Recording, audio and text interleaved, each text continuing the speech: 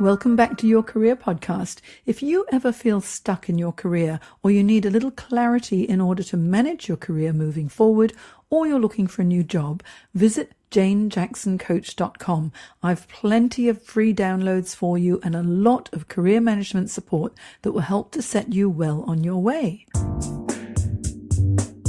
Welcome to Jane Jackson Careers, a podcast that takes your career to the next level.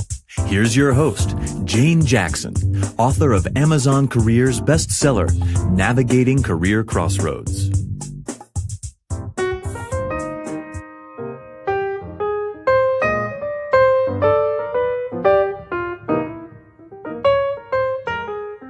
Let's welcome Lam to the show.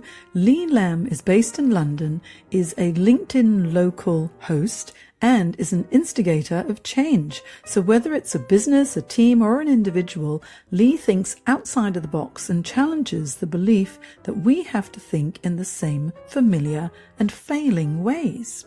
Having worked in financial technology industry for the last 20 years, most recently in senior COO chief of staff roles, Lee is the right blend of risk-taking, change-making creativity with the security, safety, and logic of a COO who can implement change without any dramas. For individuals, Lee challenges them to think big about their career and their ambition with a plan of action that makes success a when, not an if. So let's welcome Lee to the show. Hi Jane, how are you doing? Very well. And it's a very hot day in London, I believe. I'm over in Sydney. I've got my big scarf on because I'm cold. So being so many miles away, how is London doing? London struggles a little bit in the heat. We're not used to it. So everybody enjoys it. And there's this manic rush in the first few days to have barbecues and go swimming and go for picnics. And then we all get a little bit tired.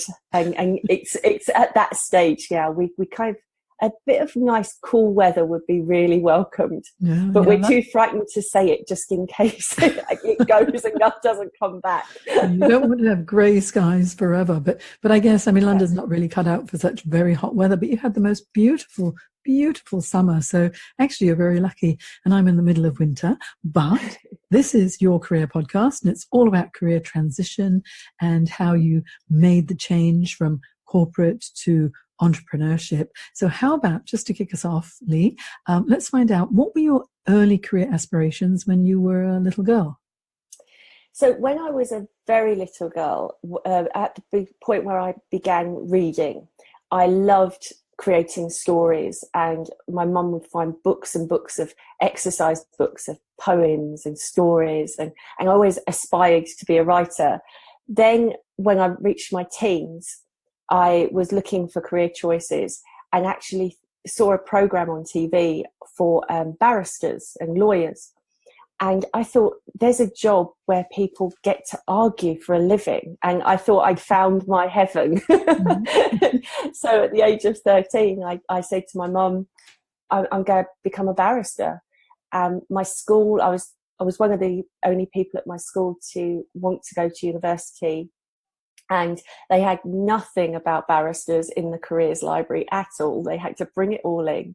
But I was absolutely adamant that was my choice. I couldn't believe that people could get paid for being able to argue their side of the case and, put forward really logical arguments. I loved that idea. So the writing went to one side for a long time. And then, so you studied law? Yes, so at university, I went to Keele University, and at the time they did dual honours, so it was 2 full degrees at the same time. So I did law and also American Studies, which I used almost as relief because law is a very full-on subject. And although I absolutely adored it, there was a lot to it. It was a lot of hard work. And what happened once you graduated? Did you want to be called to the bar, or exactly how did things transpire? I think what I realised at university was that there was more to getting into that career than simply being good at arguing. There was a lot of opportunities, and when you see hundreds of students all going for 10 jobs in a law firm, you suddenly realise that it's really stacked against you. And so at that time, I thought rather than go straight into the remainder of the legal training, I would take a gap year to just get some corporate experience, commercial experience, because I wanted to do commercial law. So I thought, I'll go into a company, work with them for about a year. And then when I applied to do the legal training, the second part, I've got something that's different to the people coming directly out of university. So that's what I did. And that's valuable advice, really, for any student who's thinking about going into law, and how they can actually let their careers progress once they graduate as well. But you've had quite an interesting career journey, because you've taken a few twists and turns along the way. Absolutely. Because I've written here, I got trading floor analyst at RBS, head of service delivery at Barclays, and all of these other roles. So let's hear the story, because I'm always fascinated about how people make a career transition, and you've made some pretty big ones. So how did your early 20s go through till today? Yeah. So when I took the gap year, I was really fortunate that at the time there was a year-long contract offered for a motor company to work on a tech program that was rolling out their new online ordering. And this was in the days where online anything wasn't really a thing. So it was a big project. It was really interesting to come in at a point where it was midway. They were just starting that final push. And what I realized was I really enjoyed the dynamics. So although I enjoyed the law for that logical, rational element, it's quite slow. Everything kind of moves quite gradually.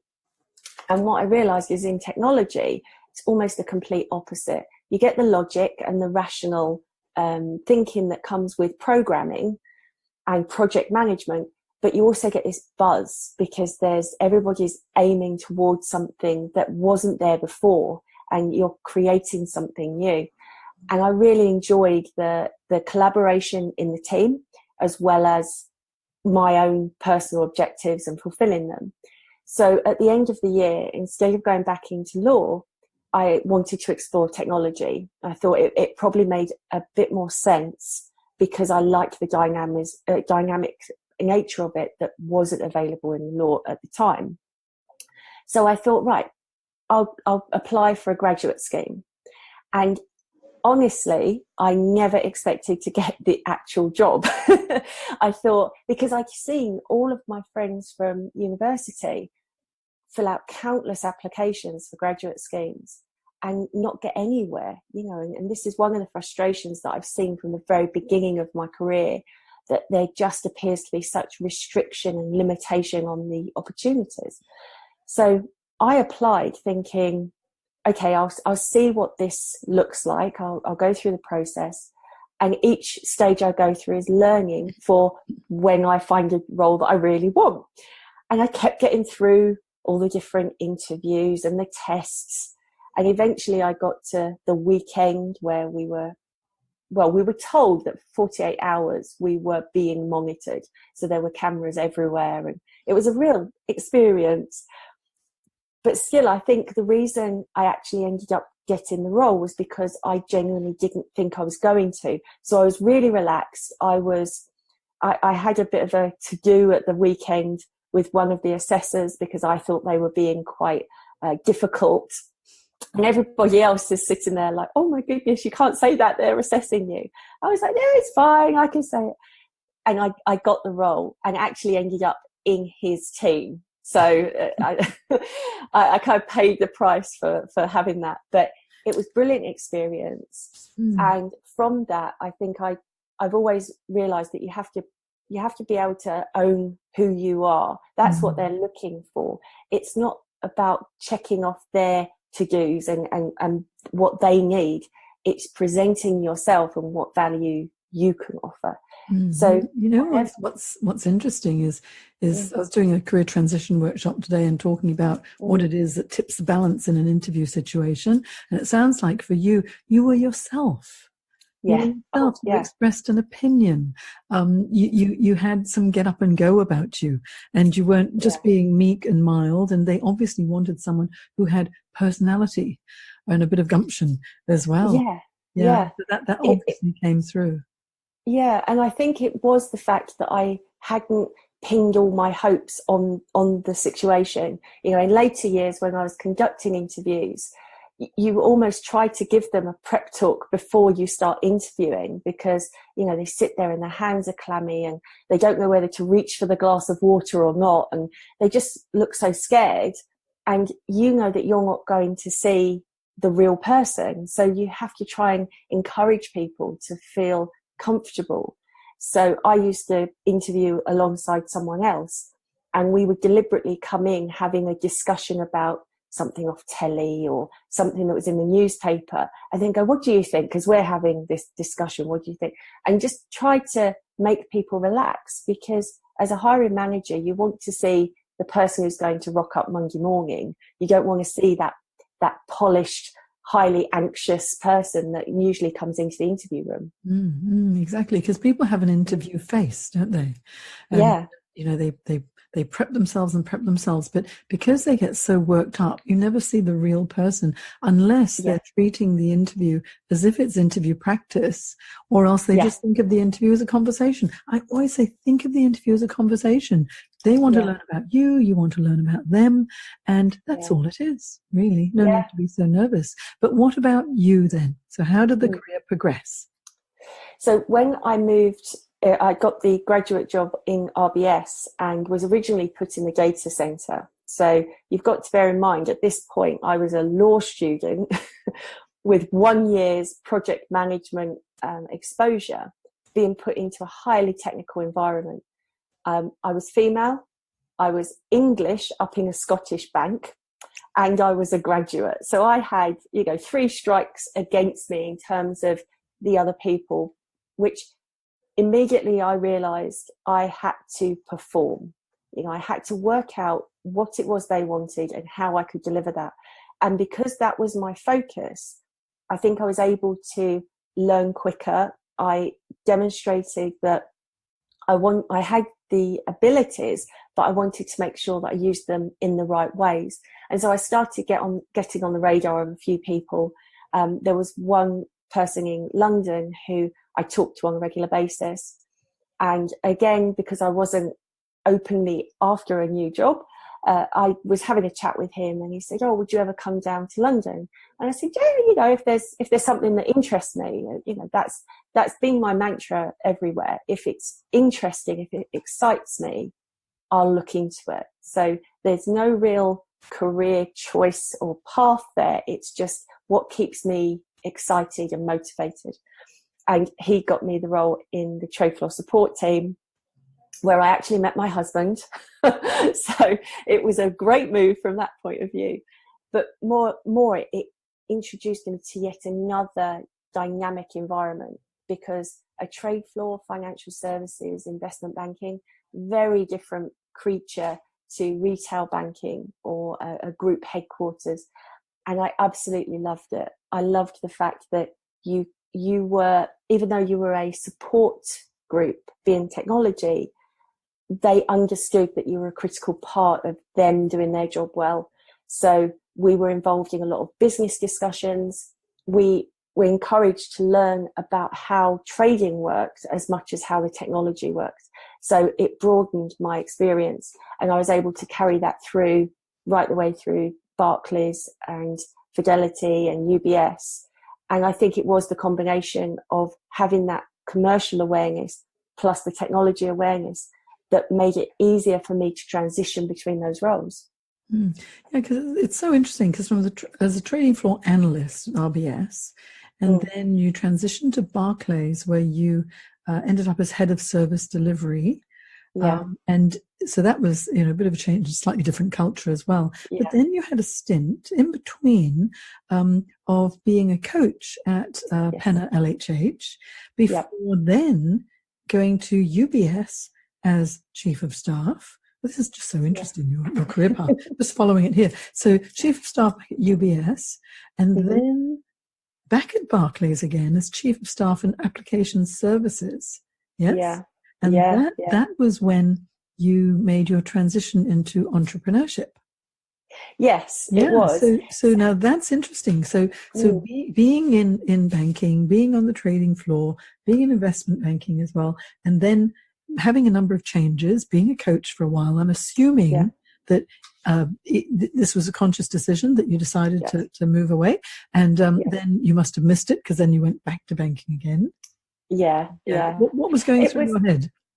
So when I was the service delivery manager back at Barclays, there was a lot that I began to get frustrated with.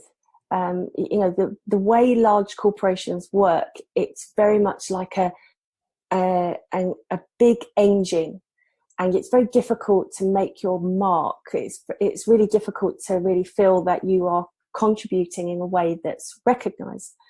And my manager sent me on a course for how to go through promotion, how to challenge yourself and get there, which was delivered by a coach. And it was a day-long program. And as you're very aware, she did some coaching exercises with us about values. What's your core values? What's your beliefs? And at lunchtime, she said, how are you finding it? And I said, I realize I'm entirely in the wrong job. Because a lot of the things that were important to me, I wasn't able to fulfill in that role. I wanted to be able to encourage my team members to perform at their best. That was something that happened very naturally for me. But in the corporate environment, that was left to the appraisal system. And it was all about getting the most out of people. And it's a very aggressive environment. Unfortunately, I don't think that's going to change anytime soon, because the dynamics that attracted me there also require that aggression in some way. So by the end of the day, she was slightly panicked because that wasn't obviously the aim of the workshop. So she called me to one side again and said, well, what are you thinking now? And I said, I want your job. That's what I want, because what I saw was this ability to take someone from 0 to 10. And it really drove me. So I went home that evening. I booked up for a course to learn how to be a coach, qualified in 2004. And I've effectively run my coaching practice since then, doing various types of things. What I realized after a few years, though, was coming out of that environment was all very well, but it actually needed that energy back in. And so I was thinking, is there a way for me to bring in my coaching ethos back into a corporate commercial environment and make a difference? Can I sort of, rebel from within? And so my choice to go back into UBS was very much geared on that principle, going back in with my new mindset, and could I make and inspire change in others? I was very lucky to have some very supportive managers through UBS and through Barclays who encouraged me to embrace that part of my skill set and my knowledge base. But I still ran into that corporate machine where people are numbers, their resources, their headcount, and we stopped thinking that we're actually making people available to live their lives and to support their lives. And that felt difficult to me. And that's where I realized that the amount of time that I could do what I wanted to do within corporates was limited. And so I started exploring the idea of the entrepreneurship and starting out on my own, because it is that reality that sometimes those large companies want to hear from a trusted external resource what they need to do. And that advice isn't as readily available from inside. There's this slight doubt in their mind that what you're saying is valid. Whereas when you're an external consultant who's done more work, more research in the marketplace, it becomes easier for them to accept what you're saying. So I thought, okay, I've tried rebelling inside. I've done as much as I can. I now need to be the rebel on the outside. But I 100% agree with you there, because so often if they have an internal trainer, team members don't pay as much attention if they know that, oh, this is a salaried employee. Yeah. And whenever I coach, I mean, we do very similar work. Yeah. whenever I'm brought into an organization to conduct any training, they love having an external facilitator. What's it like out in the real world? They might ask. Exactly. And also, it's a different personality. It's not someone who belongs in the machine as such. Yes. And it's a fresh perspective that really challenges them to think a little bit differently as well. Yeah. And so that must have been very exciting for you. It was, definitely. And having the freedom to be able to say what I wanted without having to think of reporting lines and hierarchy, and was I the person who was able to say that? I also did hit in a number of the companies that feeling that there was, and I see it with my clients as well, my female clients, what we all tend to do is wait for someone to spot our talent. You know, we think that if we work hard and we keep performing, that someone will pluck us up from the masses and go, yeah, you're the star. And doesn't happen. It doesn't happen as often as you'd like it to. But when that's against a more male opinion of, I want that job, I'm going to go get it, and I'm going to explain to them why I'm the best person, even if the female is better qualified, it's really difficult for the senior guys to see that and to give that balance of which is the best candidate, because they've got one person who's really going for it and the other one who's kind of expecting them to do some of the work for them. And I saw that in the companies. When I came out on my own, it's a different vibe. As a woman, I have to almost be the male and the female, you know, which excites me because I think it gives me a much better perspective. And it's a little bit different, you know, having a female consultant come in and talk to you can be a little bit easier to deal with. I was having this really interesting discussion with one of my male networking colleagues, and he's a consultant as well. And I said, oh, you know, sometimes I feel like because I'm a woman going in, maybe they think I'm a bit soft, that I'm going to be too emotional, and, you know, it works against me. And he said, yeah, but from the male perspective, I'm going in and maybe they see me as more of a threat. So instead of listening to what I'm saying, they're trying to make sure that they still feel on top because it's this male female thing. And that was honestly a perspective I'd never thought of before. So it is just about making the most of the strengths of all of it and keeping the target on what are you delivering, what's your value, what's your contribution, and not worrying too much about trying to second guess what everyone else is doing out there. Yeah, and I think also, I mean, all coaches are highly tuned to listening and finding out exactly what issues there are, the unspoken issues as well, what the solutions might be. And rather than coming in and saying, right, this is what we've got to do, because we're not management consultants, we're coaches. So it's really bringing out the best in the individuals as well by letting them express themselves. And I think sometimes a softer approach, it's like a powerful but soft approach, works very well, because you've got to have people feel comfortable in your presence as well and know that there's no external agenda. It's just out there. Exactly. And I'm here for the benefit of the organization, but for the benefit of you too. And so building up that trust must feel very rewarding for you now. Definitely. I think the real value of having that coaching mentality is you understand the need for rapport. So you immediately go into that and create a partnership with whoever you're talking about. This isn't, I'm coming in and I'm going to tell you exactly what to do. That's not the coaching ethos at all. It's like, I trust that you have the answer. It's up to me to get it out of you. So I think a lot of people find that easier to deal with. But there is that strong strength, that approach that says, I'm going to challenge your thinking, because if you say something that logically doesn't make sense, I'm going to dig into that and clarify that with you. Whereas maybe a traditional consultant who's used to what are your deliverables, what are your objectives, doesn't necessarily go in with that same mindset.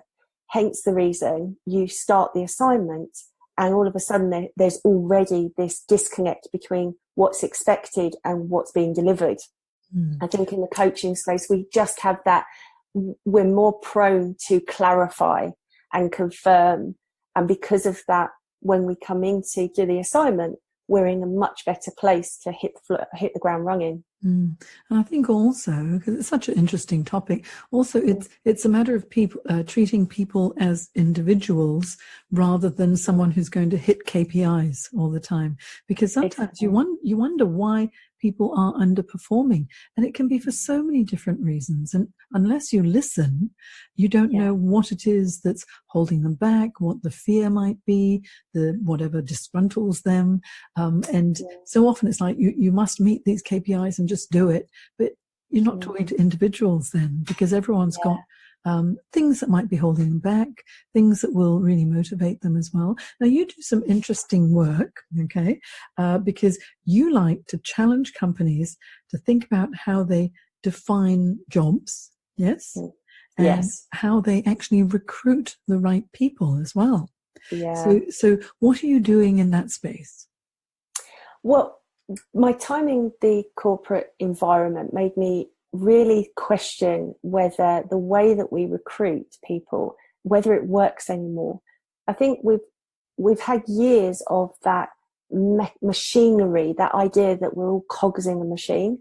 And so we've also created this very clunky way of getting people in. You know, if somebody leaves, you tend to think that you need to have somebody who is as close a fit as possible to who's left. So, you know, cog A leaves, you put out the job spec for cog B, and the comparison is literally, can they do what that person did? Which works if you are on a production line, you know, and you want to create the same thing every time. But with the rate of change that we've now got in industries across the board, what we're finding is companies are having to become more organic. They're having to be able to ebb and flow with the market demands, with what's going on in the economy, with public opinion. And that's where startups and the smaller, more agile companies have really got the edge at the moment, because they can move so much more quickly. And talking to people in large corporations, that's one of the real threats that they are very aware of. How do they get this massive machinery to be able to move as quickly as an agile startup? And we now have enough examples of the Googles and the Ubers and, you know, those kind of companies who started very small, but were able to move so quickly that they literally take over the marketplace. So I think a lot of that is because the way we employ people, there's this stagnation that occurs. Because if you get the same person that you got before, you're only able to produce what you produced before. So you can't innovate as easily and as quickly.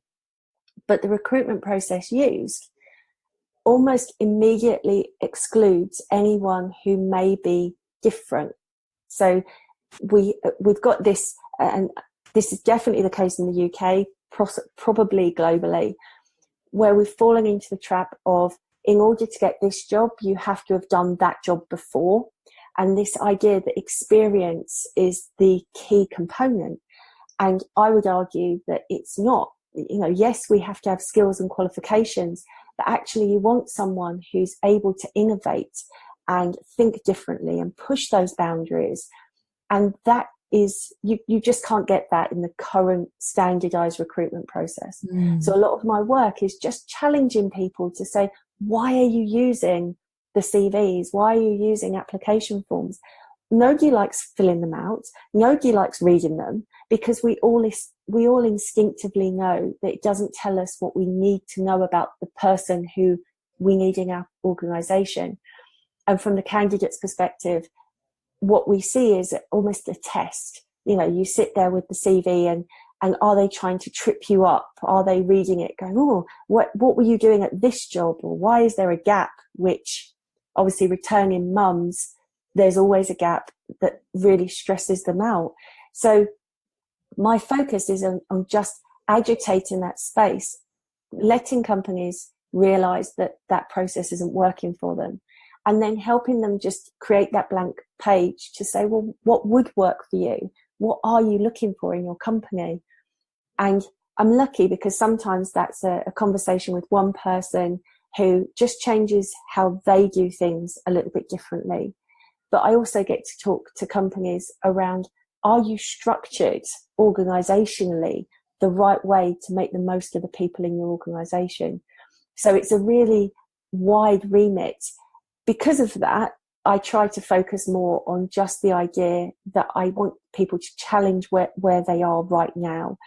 And so a lot of my work is actually in speaking engagements and writing about it.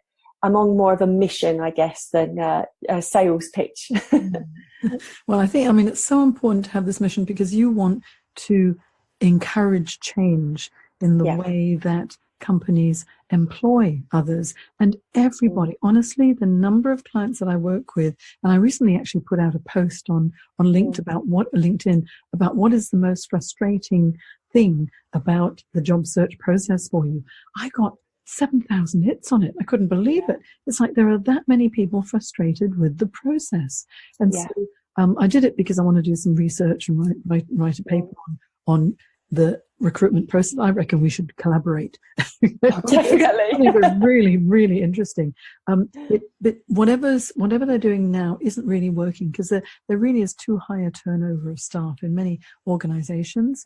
And because everything's changing so much, I did an interview last year with a speaker called Patrick Hollingworth.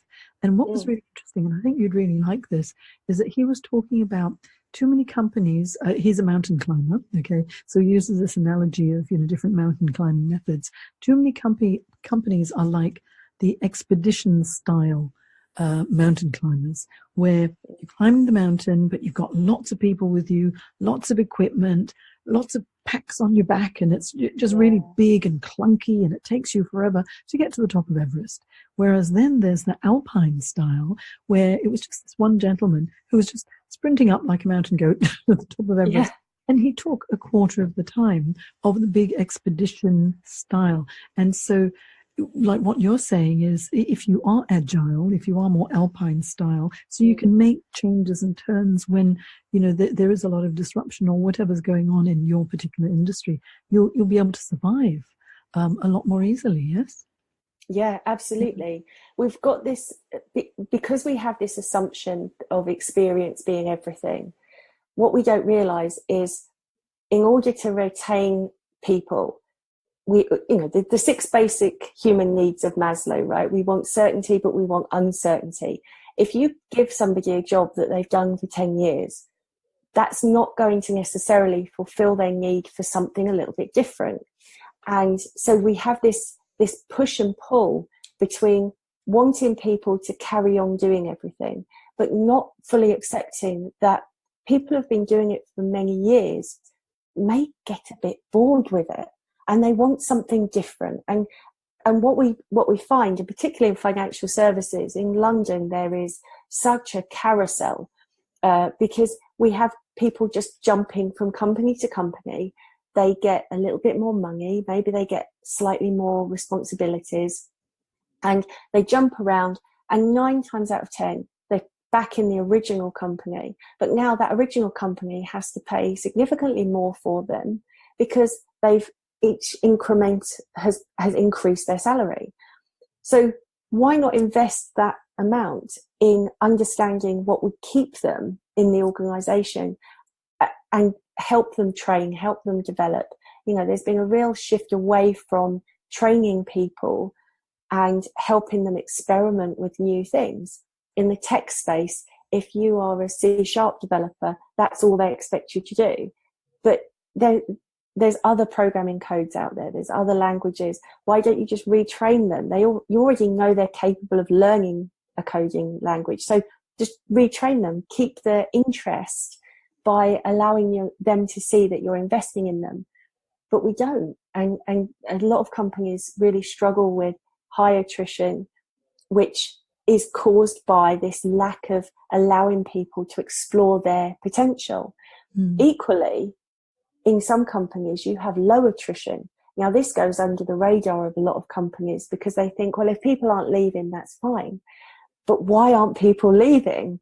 If they're not leaving, there's some inertia there that could be causing the problem. So yes, you've got people, but employee engagement is rock bottom, and you've got people who don't really want to be there, but they're just not motivated enough to move. That's as much of an issue. And so it's not a question of solving one of these little problems, these little cracks in the pipe.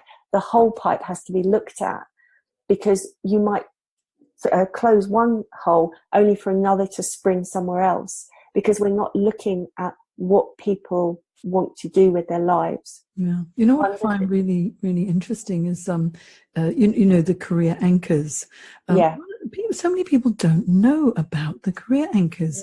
And if they know what it is that really draws them a certain direction, and they actually follow their anchor, they'd be so much more satisfied in their careers.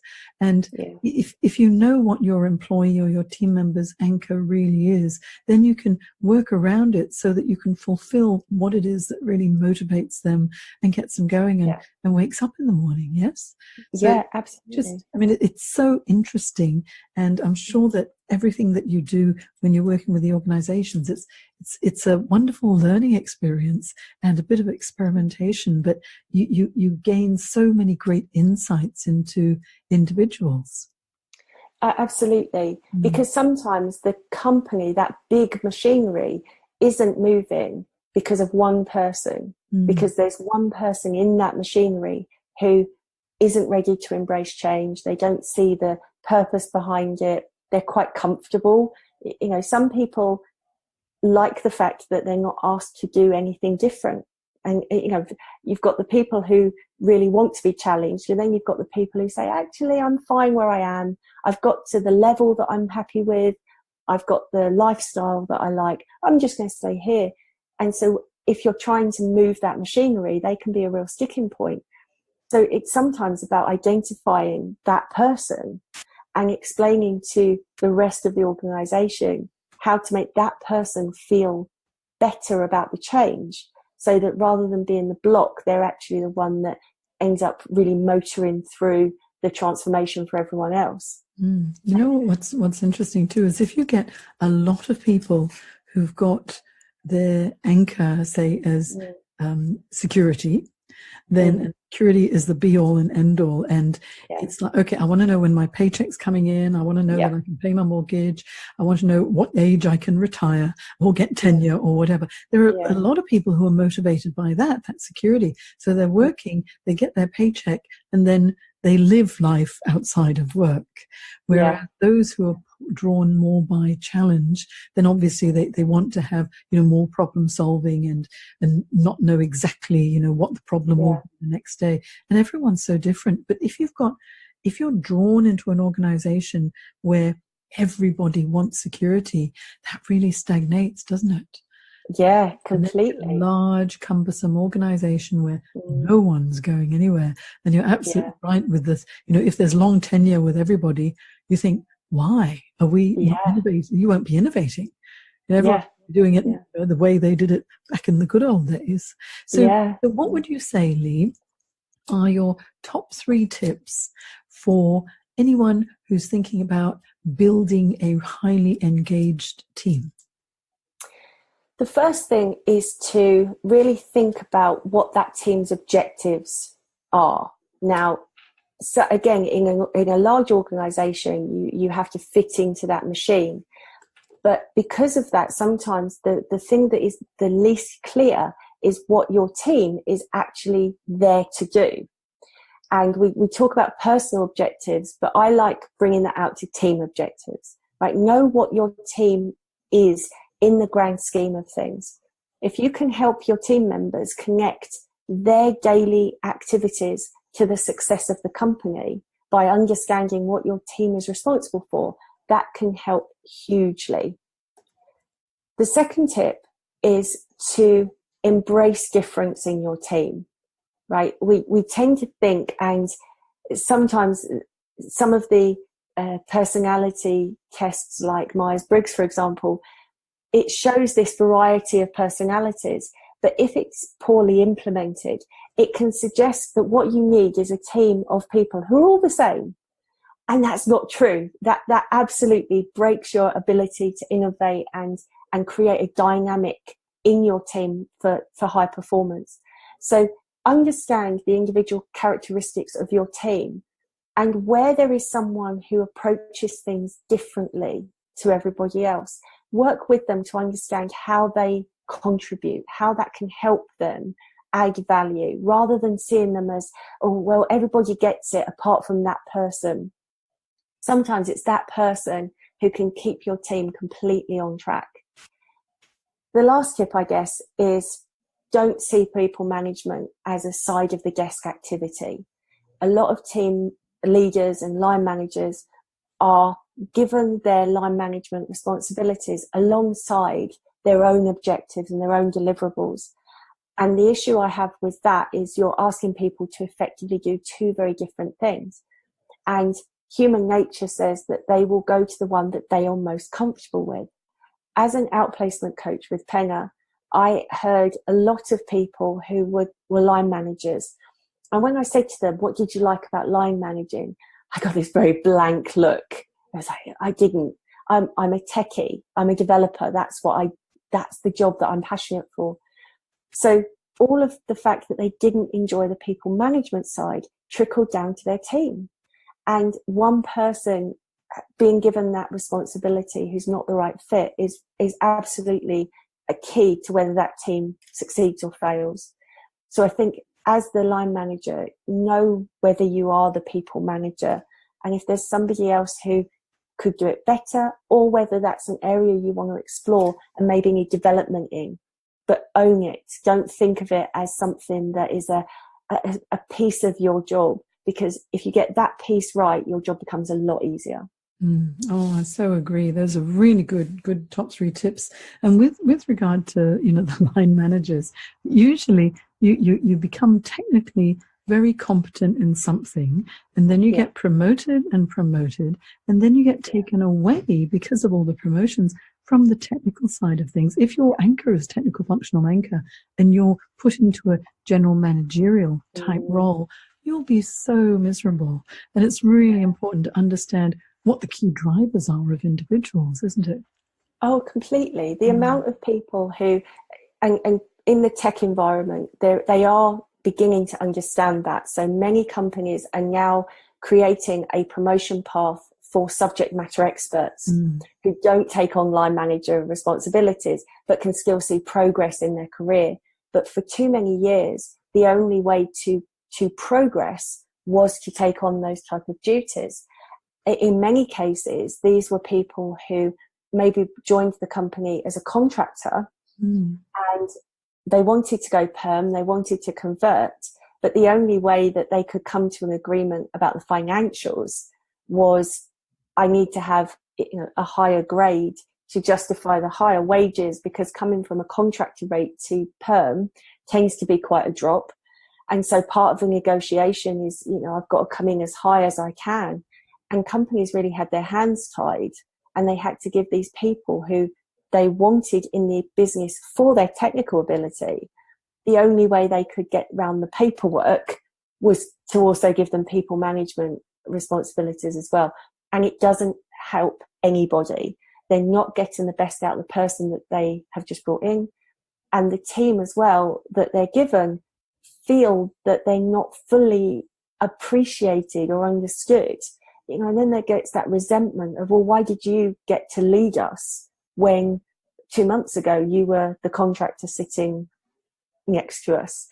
So it's a real eye-opener for a lot of companies to understand people's drivers and go, oh, you just want to do the technology.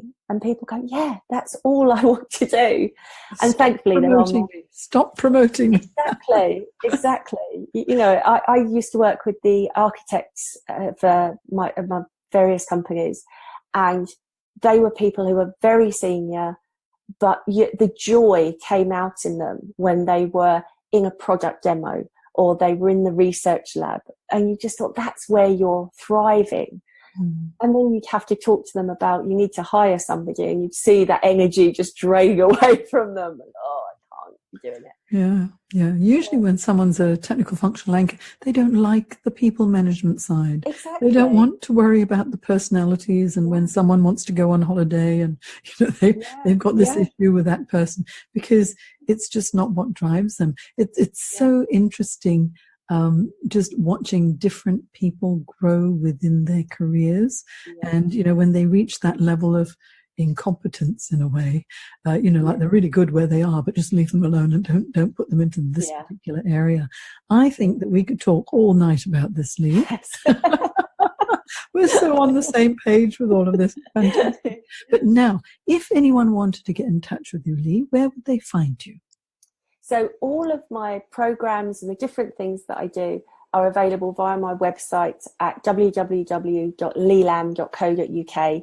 That covers both my corporate work and also my personal coaching work.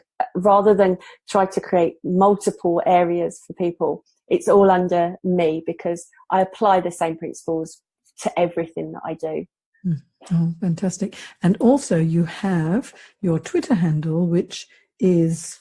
Hang on, let me find it. Your Twitter handle is Lam Consult. And so what I'm going to do is have all of your links on the show notes on my website at janejacksoncoach.com. So people can click through and find out more about what you do. And I need to tell you, because Lee didn't tell you, is that Lee hosts the LinkedIn Local London Old Street. That's the one. Yes. LinkedIn Local London Old Street networking events. I host the LinkedIn Local Sydney events with Gillian Bullock, the LinkedIn Ninja Down Under. And of course, when I was in the UK on holiday, I had to go and attend a LinkedIn Local London event, and Lee was hosting it. So if anyone's interested in networking and meeting Lee, look for LinkedIn Local London Old Street. Yes? Yes, that's right. How often do you have your events? So they're once a month. They're still quite erratic in terms of timing because I utilise the offices of a company that I collaborate with called the MP Group. They've very kindly offered us out their bar area, which is it's a great space for just being able to have very informal chats. And the LinkedIn Local that I run is very informal. It is around finding the people behind the profiles rather than that sales pitch. And what I love is and Jane, I'm sure you have the same, when people come through and they're expecting to have to do their 30-second pitch and you go, no, I just want to talk to you. And that relief that comes from them, and you get some real insight. So I absolutely love it. And Old Street is the closest that I could get to the city. The next one will be in September, but the date is still to be confirmed because my contact at MP Group has gone on holiday. So missing out on this gorgeous weather. Well, it is a school holidays in the UK, isn't it? Exactly. Until the end of August. Yes, so that's right. I'm so fortunate to have been able to chat with you, especially because we were supposed to chat a month ago and I had laryngitis and no voice whatsoever. So this is like take 2 or 3. And I'm still a little bit throaty, so forgive me. But thank you so much for your time, Lee. It was so much fun and also very interesting talking to you. And thank you for sharing all of your insights and your career journey too. No problem. Thank you for having me.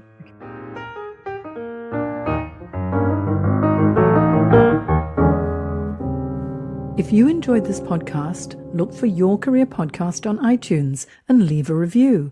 And for all the career management support you need to create your dream career, visit janejacksoncoach.com and join my Careers Academy for live career webinars, group coaching, one-on-one coaching support, as well as my online career development courses. Isn't it time you found your dream job?